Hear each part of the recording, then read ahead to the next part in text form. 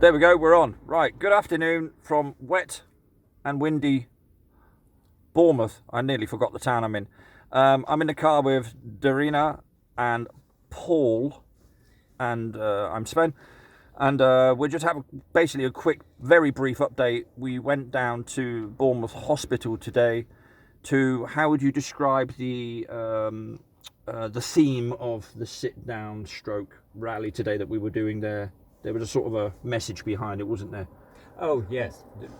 It was more about, in memory to the devastation that this whole event is doing, the suicides, the mistreatments, the missed analysis of people's medical conditions. I mean, the list just goes on and on. And that's why we were there, because it's just outrageous what is going on. The reaction to this whole thing is totally out of proportion to something that has a 99 point something survival rate. So that's why I was there today. Darina, any thoughts from you? I mean, did you think it was a worthwhile effort today? I know the weather wasn't exactly playing ball. Not that we live on one. And I always have to get them in, I always have to get them in. Sure do. But, I mean, did you think it was a worthwhile activity I do, today? yes. Yeah. Quite a few people came by, and obviously just the community getting together, just people seeing that actually life is and can be normal. Yeah. I mean, it was very peaceful, wasn't it? It was. Very much so. Absolutely. Got to throw in, I mean, we left just as police had started arriving to monitor us and filming, and it's been a bit of a cat and mouse game. We're now down at the town hall, and I notice that in the background that the police cars have just arrived again in the town hall car park, out to stop peaceful protest. In fact, I could flip the picture quickly, couldn't I? Look at this. Here we go. A bit of Steven Spielberg coming up here. Can I do it while I'm actually filming it? That I don't know. No, it won't do it, but there you go. But anyway, there's a police car right In your view? in my view, but of course I'm filming us. So I guess they're waiting for the rest of those of us who were at the hospital to come here, because, I mean, it was funny because word got around very quickly that authorities were in town, as it were, and then suddenly a black van appeared on the other side of the street and they started filming for whatever reason. I mean, there was no real need for, I mean, I understand that there is all this stuff about you're not allowed to do this, you're not allowed to do that, but what were we actually doing wrong there? Can anyone explain that? On all seriousness. Nothing. Right, this is the thing that really confuses me about this. Why are police present? We were on the sidewalk. In fact, we weren't even on the path. No. We were on the grass bit between the path and the fencing that fences off the hospital grounds. So we weren't impeding or encroaching on anybody's flow or anything. Yeah. And there was no noises. But all right, a couple of people spoke into a microphone. But I mean, the traffic was louder. Absolutely. Sure was. So these are the things that I'm not really getting. Of course, they probably want to collate everybody's faces and all that. I mean, they've got lovely facial recognition software around now, haven't they? I love the faces. For sure. Yeah. So I'm not too sure my hat's going to help much on that one. But so we're waiting for everybody to sort of turn up and dribble in at some stage in the next 10, 15, 20 minutes maybe. I don't know. I don't see what to expect really when they eventually turn up here. It could be awkward now. Now we've got police here before we are. So, yeah, who knows? And we'll be chasing each other. I'm very tempted to actually just go over there and just sort of say, hello, officer, Yeah, why are you here? what's the problem? Yeah. Has there been some sort of concern being raised that we need to be aware of so that we can not concern you further? I like Sounds like a good idea. Well, Yeah. there's nothing wrong with that. I mean, it sounds a bit sarcastic as well, but I'm actually being truthful. Yeah. For a Darina, change. Paul. I'm really surprised that the police aren't questioning themselves at this stage of where we are. I mean, seriously, it's in our faces how we are being abused, how we're having our freedoms, our rights, our liberties taken away, for no obvious evidence of people dying left, right, and centre all around us. We're just not seeing it in our real lives. There's just no evidence for it. Well, we had a conversation last night, Paul, didn't we? Yes. And it started off as a 3-4 minute conversation, and it went on for what, an hour An and a hour and half? Because we were talking about maybe doing some future shows together, so watch this space and get used to our faces, because it will happen eventually. We've got some great stuff coming. I think it's important, and it might not necessarily be connected necessarily directly with this particular topic, but it is all connected, and that's the it's all point. important. Huge. It's all huge. connected, It's and massive. there are many facets to all of this, and I won't even start talking about it now. But anyway, we had a conversation yesterday about how important, what juncture we've got to now in all of this, because I think it's now getting very, very serious, and that's not me angst mongering or anything like that. It really is. When you're talking about vaccinations becoming mandatory in schools, which already is the case in certain countries in Europe, mainland Europe, then we're in big, big, big trouble if the parents don't even get a say in it. That's where we're at right now. And the problem I see is that a lot of the population still think that the vaccination is a good idea because they're still buying into the idea that the COVID thing is a thing. And that's an issue. And so I don't know about you guys, but I think we should be stepping it back almost and kind of getting to that level of education where people understand that no, this nonsense, there might be flus of sorts and viruses going around. Yeah, of course there are. But this and those numbers it's not true, basically. Sure. Just maybe just for anyone watching that has never looked into just normal numbers. In the UK, 600,000 people die every year. That's just normal. That's 50,000 people every month. That's 1,600 people every day. And look how we're being scared. When have we ever had an event like this where we're given a tally every day? He spoke, didn't he? Yes, it did, yeah. So yeah, just trying to get a few numbers, just get a few people thinking. Is what we're being told the truth? You're told 100 people died. You're being told 500 people died. Well, 1,600 people die every day from normal illnesses, cancer, pneumonia, flu. And what's happened to flu this year? Disappeared. Every year between, to quote Lance, but I know these figures are pretty good. Every year between 20 and 50,000 people die from flu in this country. Last year, 28,000 people died from flu. This year, didn't make the news though, did it? Doesn't make the news. It does this year, not even 400. Where have all the flu deaths gone? A sudden miracle. COVID has cured flu. I mean, we're being played with. We're being had. January 2018, 60,000 people died. But was that reported? Were we wearing masks? Were we locked down? No.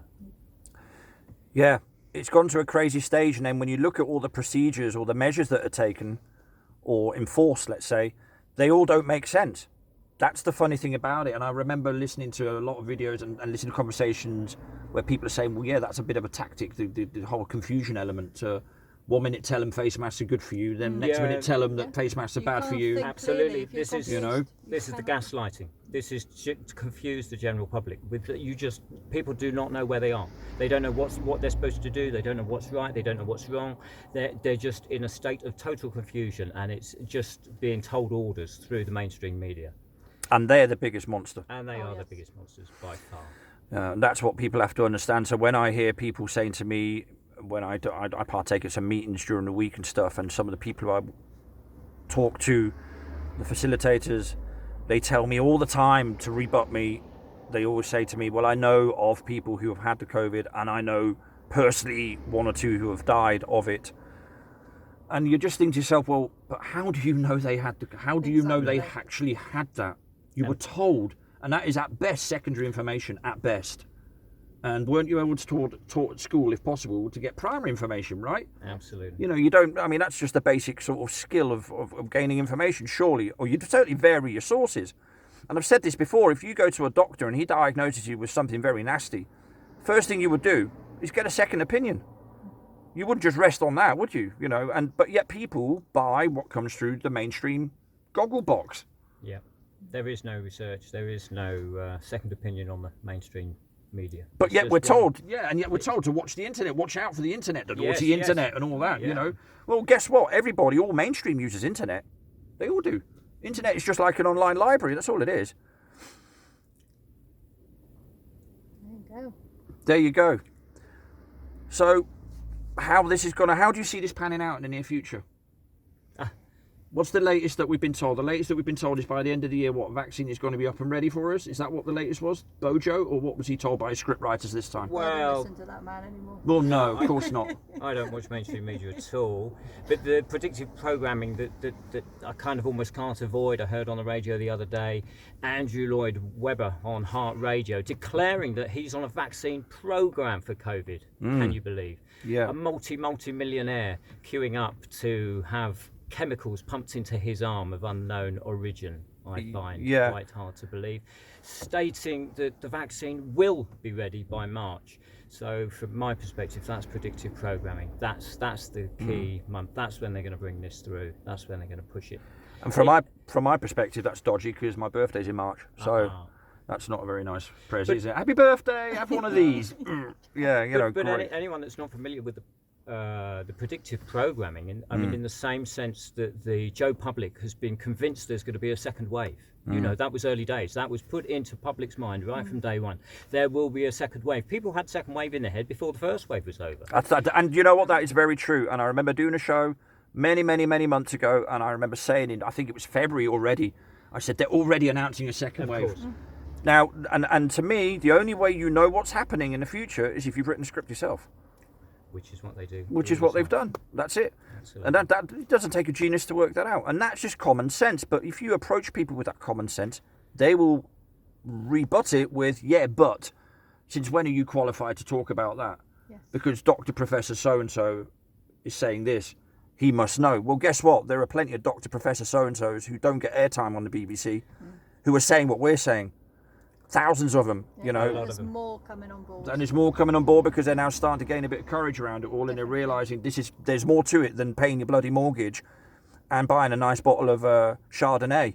You know, we're talking about not just people's lifestyles at stake here. We're talking about people's lives, literally. Absolutely. This is no laughing matter. And I was getting back to Paul and myself, who were having that long chat yesterday. The reason why the conversation went on so long was because as we were talking, it was even with us sinking in more and more how bloody extremely sinister and severe the situation is.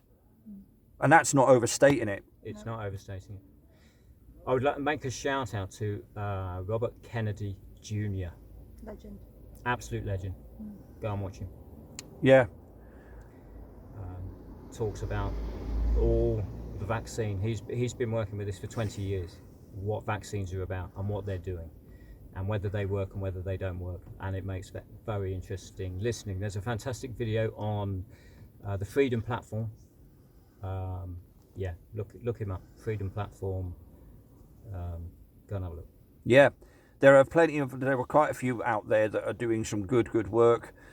There's another guy called Richie Allen who does a good radio thing every day that's called the Richie Allen Show, ironically enough. But he although he dabbles a little bit with mainstream, but what he does is he gives mainstream a chance to argue their point rather than just go yeah but. So he's like-minded, but he does it in a slightly different angle. So in the beginning, when you're hearing him talking, you think no, he's just one of them, but he isn't. He gives them a chance and then hits them hard. So that's what one guy worth looking out for, and there are plenty others out there as well. And of course, there's this as well that we're going to be doing soon. Yes. Be worth a watch. It'll be worth a watch because we will touch on other things. But anyway, that's already been, look at that, 13 minutes. See? Wow. See, that's how quickly it flies by. It's 13s again, isn't it? Ooh. Oh, what does that mean? Just don't make Good it. number. Just don't finish it on 33. Oh, I actually did a video once, and when I looked back at it, and it was about my fifth take, so it wasn't done on purpose. And when I looked back at it, it was exactly 3:33 long. But that wasn't the problem. The problem was when I saw my clock in the background. It started at 11 minutes past 9. Nice. Oh. And so I thought, and I didn't mean it. I didn't. I mean, Yeah. I didn't mean it. But I got some feedback on that, and you can Folks, imagine. We'll do a video on the numbers. We'll do a video on the numbers. Yeah, but listen, there's plenty. There is an infinitive amount of topics Oh, to this. yes. You could fill years and years with the stuff that we could talk about. But anyway, I see a few people approaching the town hall, so I think what we'll do is we'll go out and see what's going on, or I will, Yeah. or whatever, and then we'll take it from there. Cool. And if I get a phone call, who will I? One phone call? Is it you're allowed when you get nabbed? Just stay silent. Yeah. Right. So yeah, if there's anything else that happens, we'll let you know. So take care from the town hall. Bye bye.